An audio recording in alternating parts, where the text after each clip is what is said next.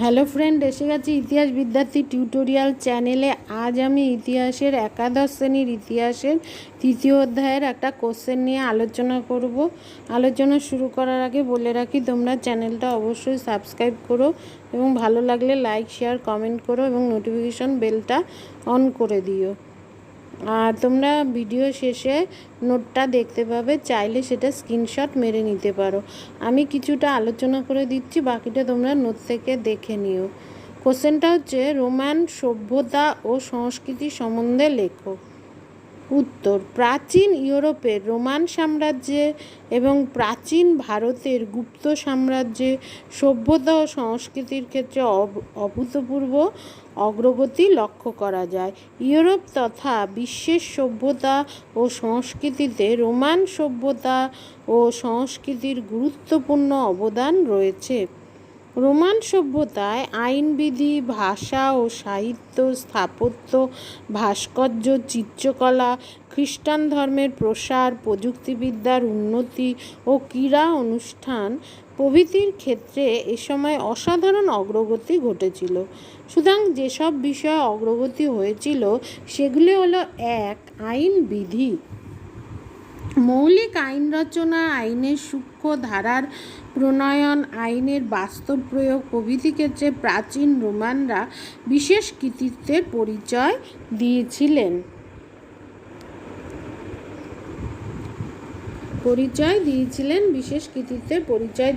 প্রচলিত প্রথা ও যুক্তি উভয়ের সমন্বয়ে রোমান আইন রচিত হতো। রোমান আইন প্রথম দিকে অলিখিত ছিল, পরবর্তীকালে লিখিত আইনের প্রণয়ন হয়। এই আইনে দেশের সাম্য ও শান্তি প্রতিষ্ঠার উপর বিশেষ গুরুত্ব দেওয়া হয়েছিল। প্রসঙ্গত উল্লেখ্য, রোমান আইনে সাম্যের প্রথা বলা হলেও তা ক্রীতদাস ও বিদেশিদের অধিকার রক্ষা করতে ব্যর্থ হয়েছিল। শান্তি প্রতিষ্ঠার জন্য প্রণীত প্রাচীন রোমান আইন প্যাক্স রোমানা নামে পরিচিত ছিল। প্রাচীন রোমান সভ্যতায় যেসব আইনকানুন প্রচলিত ছিল সেইগুলি পরবর্তীকালে জার্মান রাজ্যগুলিতে প্রচলিত হয়। মধ্যযুগের ইউরোপের সমাজ ও রাষ্ট্রের পুনর্গঠনে এই আইনকানুনগুলো গুরুত্বপূর্ণ ভূমিকা নিয়েছিল। এই আইনগুলোর ভিত্তিতে সম্রাট জাস্টিনিয়ান পরবর্তীকালে প্রায় 4000 আইন সংবলিত জাস্টিনিয়ান কোড নামে এক আইনবিধি রচনা করেন। সুতরাং তোমাদের এখান থেকে ছোট কোশ্চেন আসতে পারে এই সভ্যতা ও সংস্কৃতি থেকে। যদি তোমরা পুরোটা পড়ো তবে ছোট কোশ্চেনগুলো পেয়ে যাবে। পরেরটা, দ্বিতীয়টা কি? ভাষা ও সাহিত্য। ল্যাটিন ভাষা ছিল রোমের স্থানীয় ভাষা। তবে রোমের শিক্ষিত সম্ভ্রান্ত লোকেরা গ্রিক ভাষায় কথা বলতো। সাহিত্য রচিত হতো গ্রিক ভাষায়। পরবর্তীকালে রোমান সাম্রাজ্যের উদ্ভব এবং প্রসারের ফলে ইউরোপের সুবৃহৎ অঞ্চলে লাতিন ভাষা ছড়িয়ে পড়ে। লাতিন ভাষা থেকে ইতালীয়, স্প্যানিশ, ফ্রেঞ্চ, রোমান প্রভৃতি ভাষার বিকাশ ঘটে। রোমান সাহিত্য আবার গ্রিক লেখকদের দ্বারা বিশেষভাবে প্রভাবিত হয়। রোমান লেখকগণ মহাকাব্য, নাটক, কবিতা প্রভৃতি সাহিত্যের বিভিন্ন শাস্ত্রে বা বিভিন্ন শাখায় পাণ্ডিত্য দেখিয়েছিলেন। এ যুগে টেরেন্সের নাটক, ভার্জিল, হোরাসের কাব্য বিশেষ জনপ্রিয় ছিল। পরেরটা কি? স্থাপত্য। এই সাম্রাজ্য স্থাপত্যের অগ্রগতি ঘটেছিল প্রাচীন ইট্রাস্কান শিল্প, যেটা 900 খ্রিস্টপূর্বাব্দ। ইট্রাস্কান শিল্পের এই ধারা থেকে রোমান শিল্পের উদ্ভব ঘটেছে বলে মনে করা হয়। তবে রোমান শিল্পে প্রাচীন গ্রিক শিল্পরীতির বিশেষ প্রভাব পড়েছিল। রোমানরা খ্রিস্টীয় প্রথম শতকে কংক্রিটের স্থাপত্য কৌশল উদ্ভাবন করলে স্থাপত্যকর্মের প্রভূত উন্নতি ঘটে। রোমানরা প্রথম স্থাপত্যে পাথরের ব্যবহার শুরু করেছিল।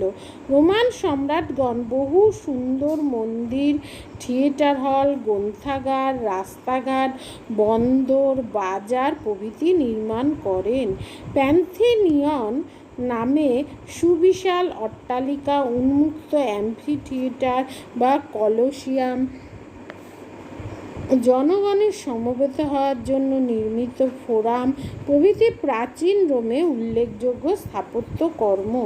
4 তলা বিশিষ্ট অ্যাম্পি থিয়েটারে একত্রে 50,000 দর্শক বসে গ্ল্যাডিয়েটরের যুদ্ধ, রথের দৌড় প্রভৃতি দেখতে পারত।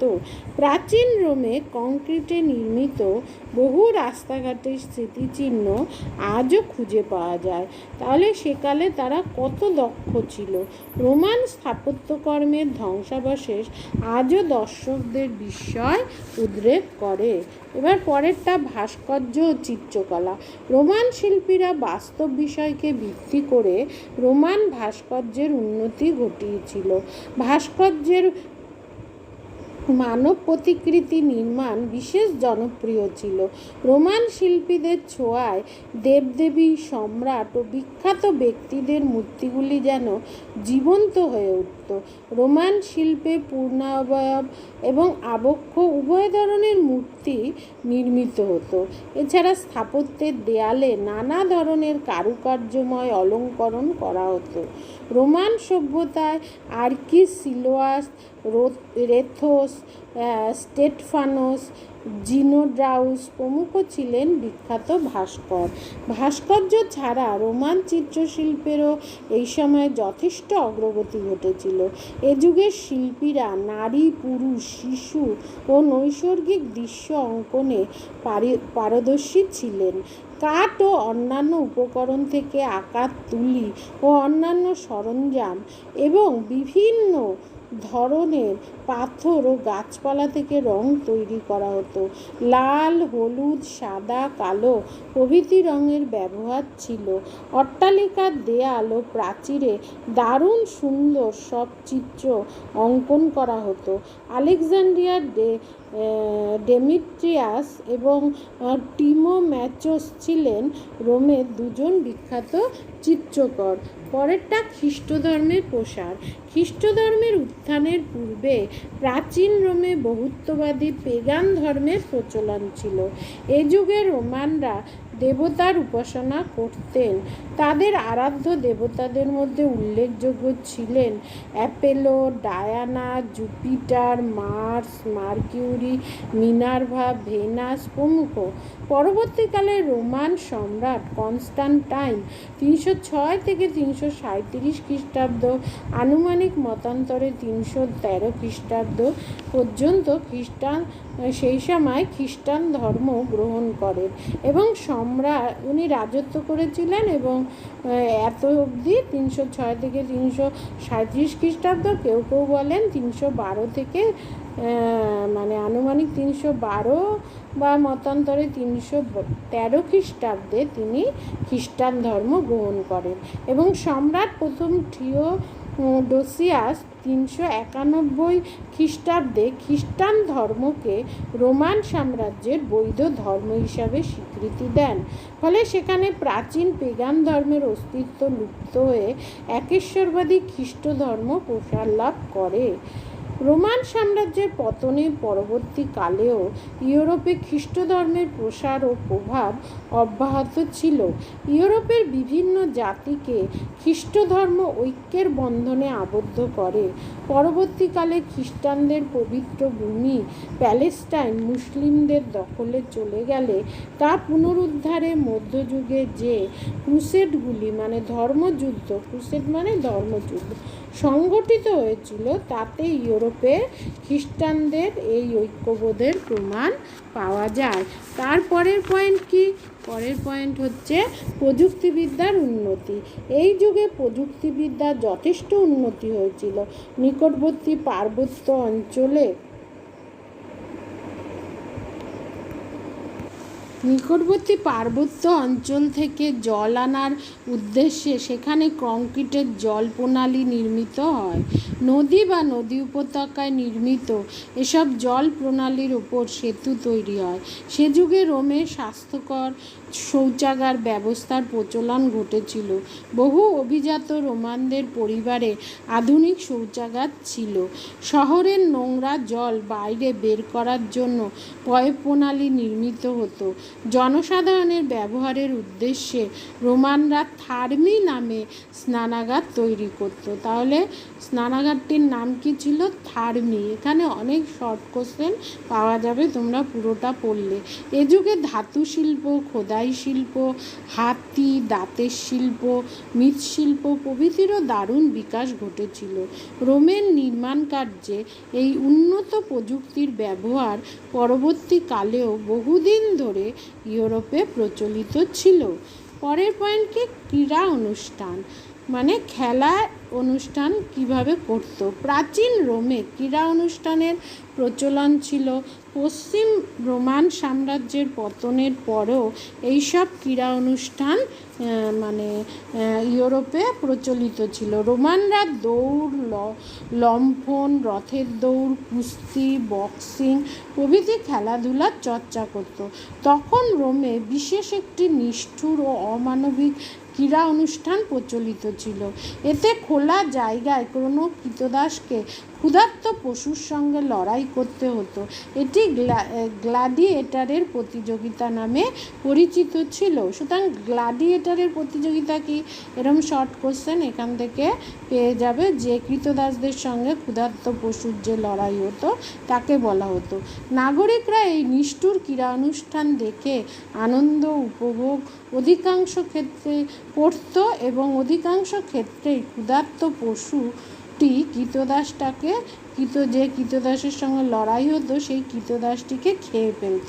সুতরাং এইভাবেই বিভিন্ন বৈশিষ্ট্য নিয়ে রোমের সভ্যতা ও সংস্কৃতি গড়ে উঠেছিল। এদের মধ্যে কোনো দিকটি তাদের ভালোর দিকে নিয়ে যায়, কোনো বৈশিষ্ট্যটি তাদের ভালোর দিকে নিয়ে যায়, আবার কোনোটি মন্দের দিকে নিয়ে যায়।